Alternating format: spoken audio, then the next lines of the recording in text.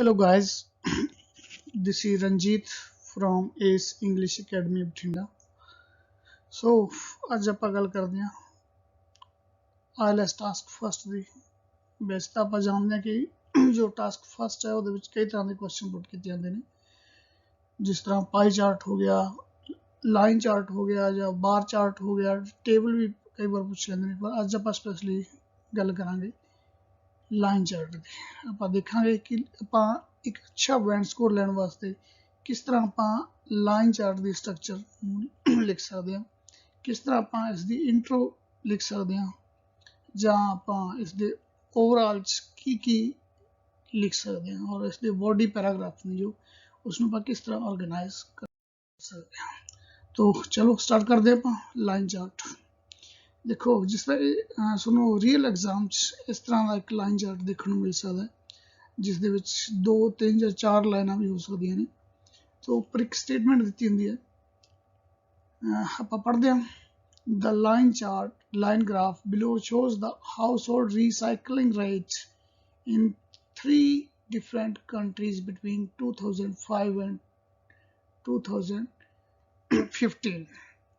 देखो इस तरह का लाइन चार्ट अपन दिता होगा और ऊपर इस बारे इंफॉर्मेशन दी होगी, और जो लाइन चार्ट होगा इतने कोई टाइम पीरियड देता होगा, परसेंटेज या कोई नंबर्स देखने में इतने मिल सकते हैं। और इतने किसी भी कंट्री का नाम जो लाइना दी होने अलग अलग कलर दी हो सकती हैं, जो इतनी इंफॉर्मेशन दी हुई अलग अलग रीजन बारे या अलग अलग आप कह सकते हैं कंट्रीज बारे। तो इसमें आप किस तरह डिस्क्राइब करते हैं ਜਾਂ ਆਪਾਂ किस तरह इसकी स्ट्रक्चर देखेंगे। इसकी स्ट्रक्चर ਆਪਾਂ जो टास्क फस्ट है सारा तो पहला आप इंट्रो लिखनी होती है। इंट्रो तुम लगभग 30 to 40 वर्ड्स लिख सकते हो। उस तो बाद आप ओवरव्यू लिखते हैं, फिर आप इसकी बॉडी पैराग्राफ्स लिखते हैं, जो लगभग 2 बॉडी पैराग्राफ अपने लिखने होंगे ने। इसनों किस तरह लिखते हैं आप सारा तो पहला इंट्रो देखते हैं, डिस्कस करते हैं इंट्रो आप किमें लिखांगे। सो इंट्रो एक देखो इंट्रो आप 3 चीज़ा मेन होंगे ने जो चाहते हैं ਜਾਂ ਤੁਸੀਂ डिस्क्राइब करनी होंगे ने, वट वेयर एंड वैन। अगर आप इस देखिए इसकी स्टेटमेंट्स देखिए तो वट ये की है, देखो the line graph below shows the household recycling rates। देखो household recycling rates what है now where in 3 different countries। तो when की है between 2005 and 2015, यानी कि कोई भी टाइम पीरियड या ईयर्स देता होगा तो उसको डिस्क्राइब करना होगा। आप इसनों की करना है स्टेट अपने इंट्रो में लिखने वास्ते यदि सिर्फ पैराफ्रेजिंग करनी है, मीनस पैराफ्रेजिंग की तुसी अपने वर्ड्स लिखने होंगे, इसमें अपने जो भी स्टेटमेंट दी होगी अपने वर्ड्स अपने हिसाब नाल तुसी लिख सकते हो। तो आप इसकी इंट्रो लिखते हैं। देखो द गिवन लाइन ग्राफ इतने तब इन्हों प्रोवाइडेड लाइन ग्राफ भी कह सकते हो, असाइंड लाइन ग्राफ भी कह सकते हो। देखो इतने तो ना द ग्राफ बिलो शोज, तब तुम बिलो वर्ड में स्किप कर सकते हो, नहीं लिखना आंदा। तो शोज की जो सिनोनिमस ने ये वास्ते बहुत सारे वर्ड्स हैं, जिस तरह इलुस्ट्रेट है, डिपिक्ट्स है या डेमोस्ट्रेट है, प्रोवाइड इनफॉर्मेशन अबाउट या कंपेयर्स भी लिख सकते, क्योंकि इतने कंपेरिजन भी आप कह सकते कि इन्होंने कंपेरिजन की हुई है परसेंटेज या प्रपोर्शन की। तो चलो लिखते हैं आप the given line graph illustrate the percentage of regional household recycling in the UK, France and Germany from 2005 to 2015। देखो आप what किसी देता है household recycling rate, आप लिखता है regional household recycling। अच्छा इन्होंने देता है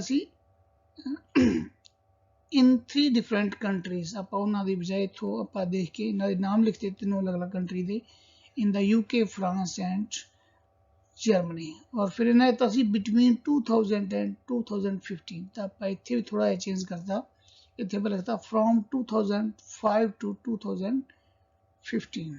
तो इस तरह आप अपने वर्ड्स थोड़ी बहुती जो अपने को वर्ड्स लिख के ਨੂੰ ਆਪਾਂ एक अच्छी इंट्रोडक्शन लिख सकते हैं। तो नेक्स्ट चलते हैं। नेक्स्ट की हो गया अपनी इंट्रो हो चुकी है, तो आप लिखेंगे ओवरव्यू। ओवरव्यू की ਹੁੰਦਾ देखो कई बच्चे ना टास्क फर्स्ट कंक्लूजन लिखने की कोशिश करते हैं, तो ਆਪਾਂ ਨੂੰ पता होना चाहिए कि टास्क फर्स्ट कोई कंक्लूजन नहीं ਹੁੰਦਾ, ਇਹਦੇ ਵਿੱਚ ओवरव्यू ਹੁੰਦਾ है।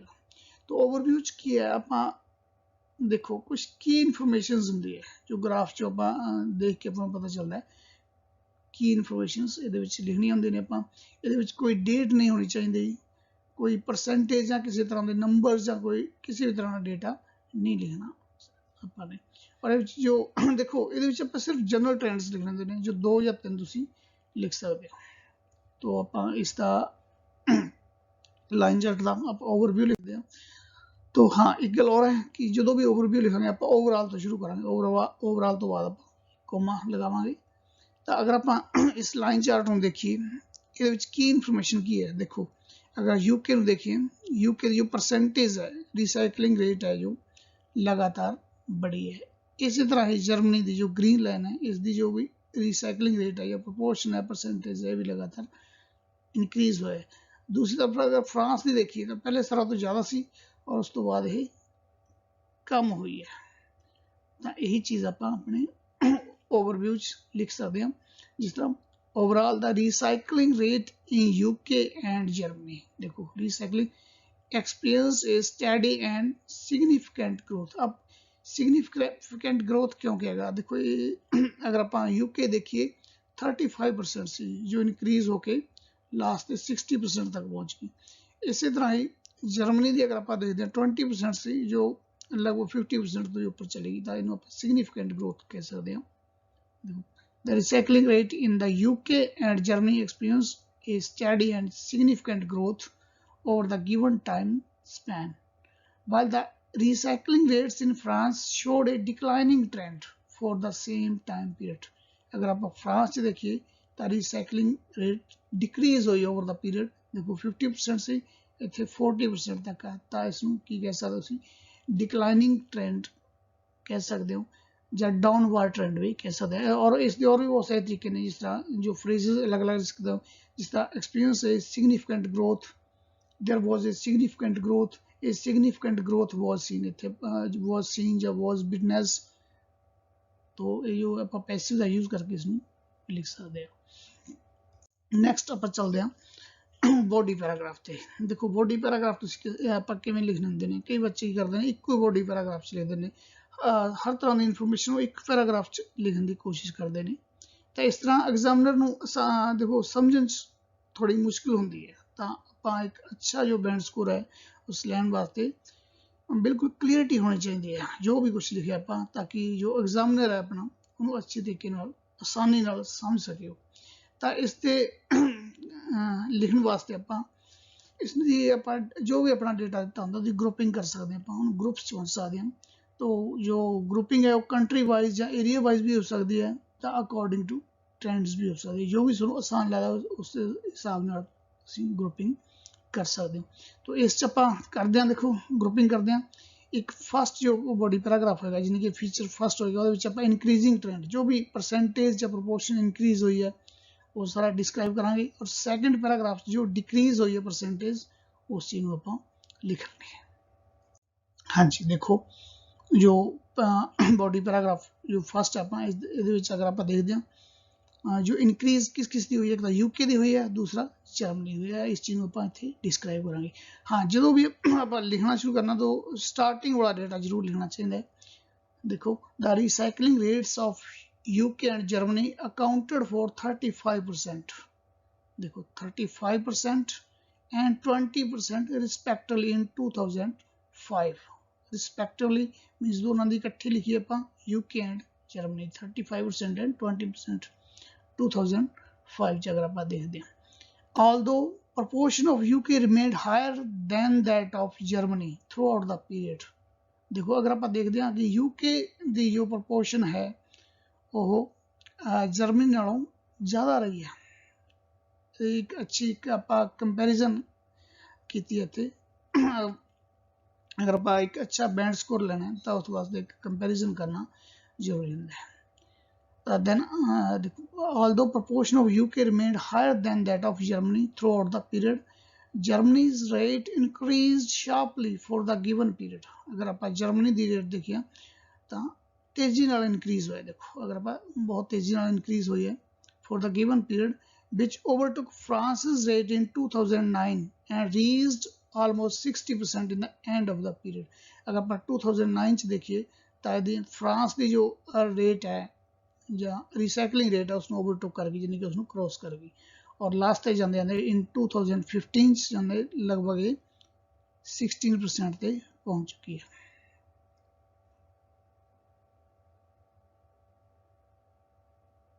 ਹਾਂਜੀ, in the meantime the percentage of recycled waste in UK grew up slightly to 40% in 2007। हाँ, अगर आप यूके की जो रिसाइकलिंग रेट है अगर इसनों आप देखते हैं तो इन्नी ज़्यादा तेजी नाल इंक्रीज नहीं हुई। देखो 35 तो इंक्रीज होके जस्ट 40% तक गई है इन 2007 और उस तो बाद ये स्टेबल रही है। तो इसमें आप अगे लिख सकते हैं, देखो in the UK slightly 40% in 2007 and stabilized for the next 2 years. अगर 2007 तो 2009 तक देखिए आप स्टेबल रही है।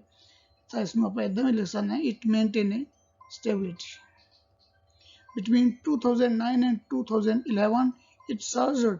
अगर आप इतने देखते हैं 2009 तो 2011 तक देखते हैं तो की हुई है एकदम इंक्रीज हुई है और इंक्रीज होकर देखो 55% तक ही पहुंच चुकी है। तो इसमें की कह सकते हैं सर्जर to over 50% and reached higher than 60% in 2015। अगर आप लास्ट देखते हैं तो 60% तो भी ऊपर ही चले गई है। हाँ जी, नेक्स्ट बॉडी पैराग्राफ सेकंड ਤੇ ਚੱਲਦੇ ਆਪਾਂ। ਇੱਥੇ ਆਪਾਂ ਫਰਾਂਸ ਦੀ ਜੋ ਰੀਸਾਈਕਲਿੰਗ ਰੇਟ ਹੈ ਇਸਨੂੰ ਡਿਸਕ੍ਰਾਈਬ ਕਰਾਂਗੇ। in the year of 2005 the recycling rate was the highest in France। देखो अगर फ्रांस ਦੀ देखिए स्टार्टिंग पीरियड ਚ हायर सी, बाकी दोनों नालों ही ज़्यादा सी among all the countries। However there was a consistent drop in the recycling rate। अगर आप देखिए तो लगातार गिरी है, इसमें कंसिस्टेंट ड्रॉप कह सकते हैं। Recycling rate to 30% by 2013। अगर 2013 तक आप देखिए तो 30% तक गिर चुकी है। Although it had an improvement of 10% in 2015। हालांकि 10% की इंप्रूवमेंट हुई है, यानी कि इंक्रीज हुई है। Yet it stayed the lowest in the last period। अगर इंप्रूवमेंट होने के बावजूद भी अगर सारा नालों ही कम रही है। सो गाइस ये सी अपना जो लाइन टास्क की डिस्क्रिप्शन जो डिस्क्राइब किया ਆਪਾਂ।